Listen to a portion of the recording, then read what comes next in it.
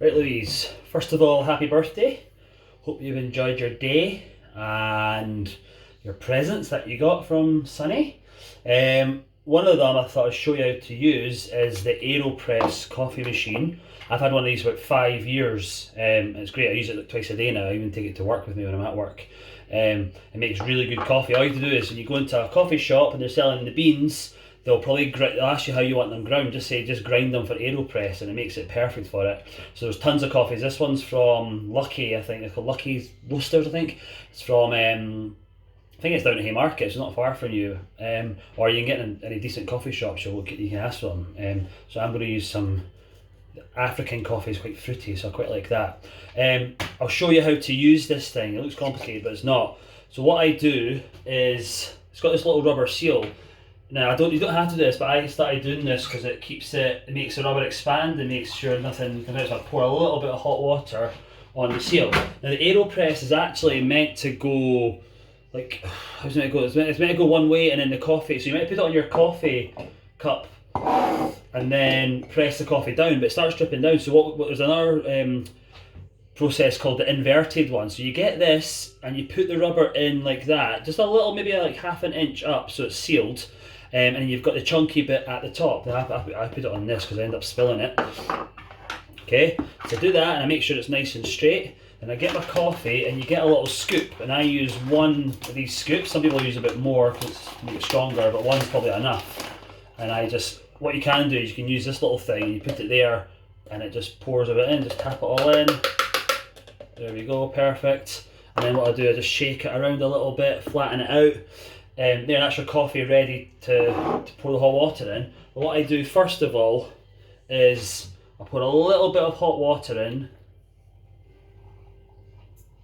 Okay, then I get my little paddle, which is this thing, and I just stir it round 10 times, whatever. Pop it down, then get hot water. Then I get all the granules that are at the side, pour it in a little bit, maybe not to the very top.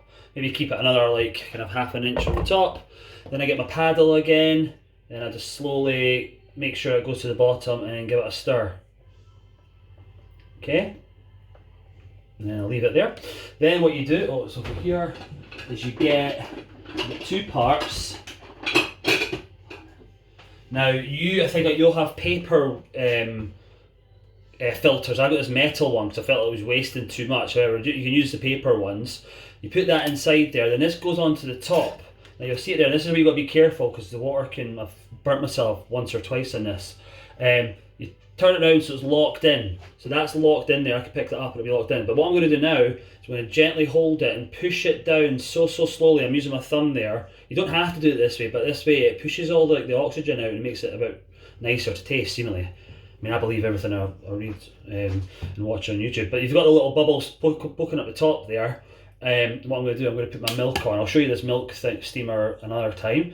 And I'll leave that for maybe like 1 or 2 minutes. And that just kind of like sifts around. The water goes through the grounded beans and just, I don't know, does some sort of chemical stuff, some sort of coffee magic. And then leave it for a minute or so. I'm going to speed it up just now though, so you can see it. Then what you do is you get your coffee cup, your mug, okay, then this is the quick bit. It's not going to pour it in your hands, but just make sure you don't put your hands over it. You turn it round and you'll see it start, there's bits will start to drip out. There you go, it starts to drip out. This acts like in a vacuum anyway, so it should suck up and it keeps it there. It'll start to drip out, but what you do is you then plunge it. So you just make sure, nice and gentle, because like I say, I've had a few accidents before. Push it all the way down, nice and slowly. It should take about 10 seconds. And then some of it sometimes comes out of my cup because I've got a wee chip in it at the side. That's okay. I don't push it down all the way. So you push it down all the way, it starts to push the coffee ground into the actual thing. It becomes a bit kind of flaky. Then I just tap it and I'll just shove that over there. That's my coffee done. Now what that's produced is quite a big cup of coffee. Some people with this, you've got markers on the side there, might only pour a little bit of water in to make espressos. Do you know what, there's tons of better YouTube videos on. If you typed in Aeropress espresso, Aeropress cappuccino, there's loads of different videos to explore to try and make it. It's a bit of a fad, that kind of thing. So that's me done with this just now until I need to clean it. Now what I'll do is I'll just give it a quick stir, but that's just pure, well, water and coffee there. It's quite strong. So if you do find it's quite strong, you can reduce the coffee or even add more water in there. But it depends what you want. You can add milk in there. Now I've got this little milk steamer thing. I can get you one of these as well if you want. They're not expensive. And you can make hot milk quickly because I used to use a microwave. Or what I've done here, it's got a little whiskey thing and it's made a cappuccino. So what I do, I just pour in my hot milk first and block in the foam. And then I'll just push all that foam in there up to the top. You can get little things to make the art or whatever, but I'm not going to bother doing that. Give it a wee stir, and that's you got it. That's it done, and that's it. And that's you got a coffee. So you can just add cold milk to that, or hot milk, or more water, or whatever. Do you know what? I've been doing this 5 years. I still don't really know what I like the best, but just be careful. Again, if you're wanting to find more about it, just YouTube. Like I think inverted Aeropress, and it'll show you. Most of them use that now, because the other way, the normal Aeropress way, the instructions will probably tell you that in your new one. If you leave it on top, by the time you actually go to plunge, most of the coffee is already inside the cup. So this way, the inverted way, is like a new way that people have found using the same equipment, and it just lets the coffee sit for a bit longer in the water, and then you can kind of push it through.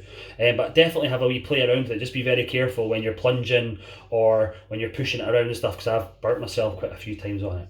But you'll enjoy the nice coffee, and there's loads, like I say, there's loads of different methods. There's loads of different coffees out there as well you can get. Right, let me know how you get on. Bye.